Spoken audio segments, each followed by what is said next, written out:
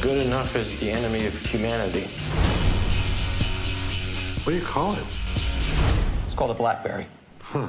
فيلم بلاك بيري فيلم بيتكلم عن تاريخ حصل بالفعل. يعني لو انت في اعدادي او ثانوي دلوقتي ممكن ما تكونش سمعت عن الاسم ده قبل كده. فيلم بلاك بيري فيلم تقني للدراما الكوميديه الكنديه اللي كانت من سنه 1996 لحد 2008.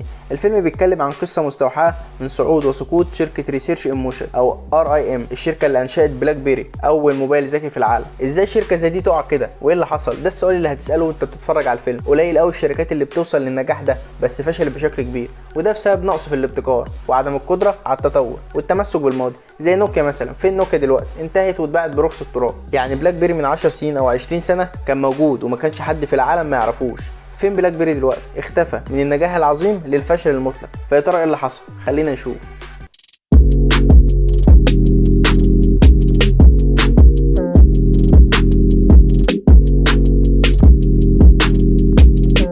فيلم بلاك بيري من الافلام اللي بتدور حوالين منتج معين، سواء المنتج ده مهم او ممل، المهم ان هو منتج. كلنا او معظمنا عارفين بلاك بيري او على الاقل سمعنا عنه، بس محدش فينا عارف ايه اللي ورا الكواليس دي. فيلم بلاك بيري فيلم قصه صعود وهبوط موبايل بلاك بيري، فيلم كوميدي ودراما شويه، بس نهايته للاسف مأساويه ومثيره للحزن فعلا. بلاك بيري هو فكره مايك في الفيلم، الراجل العبقري اللي ابدع وابتكر اول موبايل ذكي في العالم، وكمان بيدخل معاه جيم اللي هو جالين هاورتون ويشق طريقه ويبقى الرئيس التنفيذي للشركه عشان يبيع اول موبايل في العالم.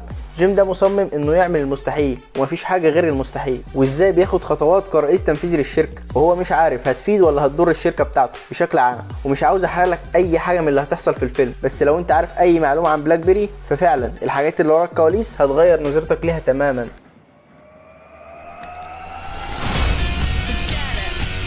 Get this baby in the hands of every Fortune 500 executive you could find. We call them crackberries. فيلم بلاك بيري هيقول لك ازاي بدأ كل ده ومين اللي بدأه. من الاخر الفيلم عمره ما يخيب املك. قصة الفيلم حلوة جدا وهتتحمس وانت بتتفرج على الفيلم، مع ان الفيلم اصلا يعتبر فيلم دوكيومنتري، يعني بيتكلم عن شركة حقيقية وموجودة فعلا في الحقيقة. هتتحمس بس مش زي فيلم اير اللي المفروض نزل معاه في نفس الوقت وعملنا له مراجعة هنا في القناة، ابقى روح شوفه.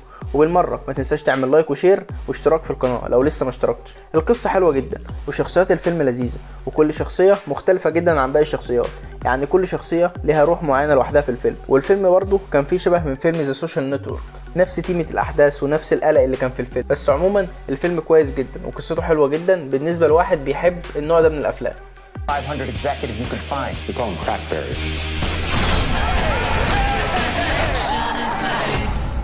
Doug, come with us, sir. No.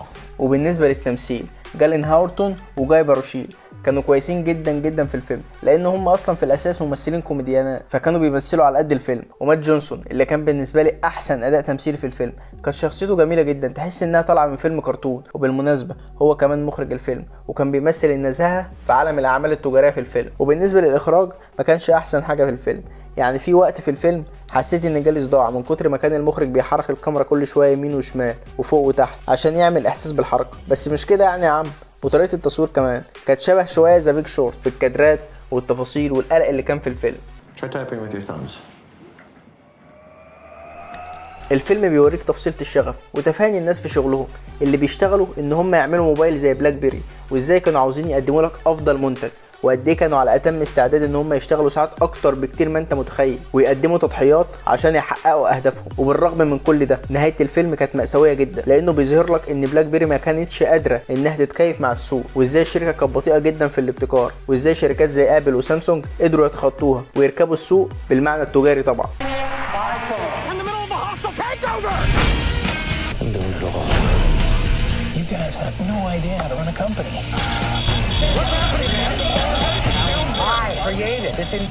الفيلم عبارة عن حكاية تحذيرية وبيحذرك ان اكبر الشركات نجاحا ممكن انها تقع لو ما طورتش من نفسها وحاولت انها تتكيف مع التغيير ده. فيلم بلاك بيري فيلم يستحق المشاهدة لو كان عندك شغف في النوع ده من الافلام. الفيلم واقعي جدا بعيدا عن اي خيال عموما، وبالنسبة لي هينضاف لقصص افلام التكنولوجيا العظيمة زي دروب اوت مثلا وسوبر بامبت اللي كان بيتكلم عن شركة اوبر، وانصحكم جدا بالفيلم ده. وكمان فيلم تتريس اللعبة وبرضه فيلم حلو جدا. لو انت مهتم بتاريخ التكنولوجيا او الحالة البشرية بشكل عام وتطورها لازم تشوف الفيلم ده. ممكن لو هندي تقييم ممكن نديله تقييم 6.5 من 10. وبس كده، لو عجبك الكلام متنساش تعمل شير ولايك وسبسكرايب، ولو عايز تتابعني على حساباتي الشخصيه على فيسبوك وتويتر وانستجرام هتلاقي كل اللينكات تحت في الديسكريبشن. وقول لي في الكومنتات ايه احسن فيلم بيتكلم عن قصه صعود لشركه معينه او مؤسسه معينه. سلام.